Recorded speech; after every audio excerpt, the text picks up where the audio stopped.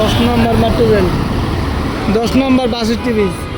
দেখুন অটো কীভাবে রাখছেন, মানে একটা সাইড করে দিয়ে বলবো না, আবলো বাজা রাখছে। সার্জন পুলিশ দৌড়ান দেবে না তো কী করবে?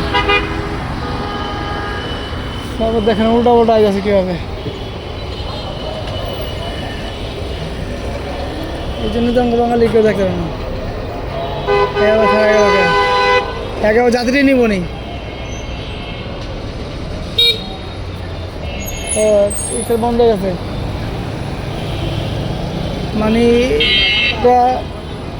একটা ভাও আছে যাত্রী নেওয়ার জন্য, স্ট্যান্ডে খারানোর জন্য ভাও আছে, কিন্তু তাই বলে যে এরকম করবে, এরকমভাবে যে থাকবে উল্টা পাল্টা। দেখেন রাস্তার মাঝখানে জাম্প করে গেছে গা, জাম্প করে গেছে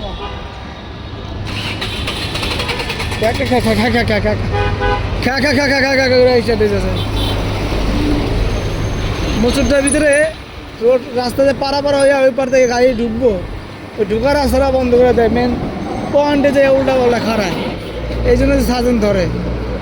আমাদের কোনো শিক্ষা দীক্ষা নাই, অটো রিক্সার কোনো নিয়মকানুন নাই, চালানোর কোনো ভাব বুঝে না ওরা বুঝে খালি টাকাটা। এই জন্য এই জায়গায় রাস্তা আটকাইছে, এই যে গলি দিয়ে জাম্প করে দেখে আর রাস্তা আটকে দিচ্ছে না পাই যাবে। প্রতিটা রাস্তা এরকম করা দরকার, শুধু হুন্ডা সাইকেল যাবে, মানুষ যাতায়াত করবে।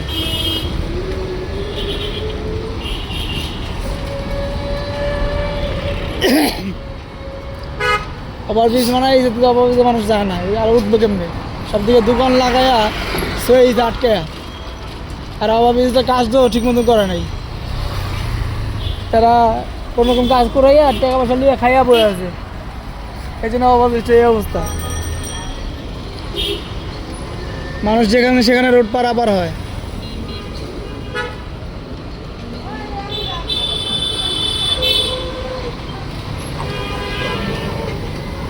আমি ভাই ডরাই, কেলেগা অবৈধ গাড়ি চালাই। আমার হয়তো বা লাইসেন্স থাকে, এটা তো সবাই জানে না। আমি একটা বাস ড্রাইভার বা প্রাইভেট কার ড্রাইভার, এই জন্য তো আর মানুষ জানে না। তার জন্য আর কি আমি দূরে থাকি। ওই যে অগমত রাস্তা আটকে উল্টা পাল্টা কইরা চালানোর অভ্যাস নাই। আমি মানুষের গালাগালি হই না, সেইটা আমার বউ পোলান্ডে নিয়ে খাওয়া এত কষ্ট করে আমি পারতাম না। বউ পোলান্ড থাকলে থাকুক, না থাকলে নাই, কষ্ট করে খাওয়াম, ভালোভাবে খাওয়াম।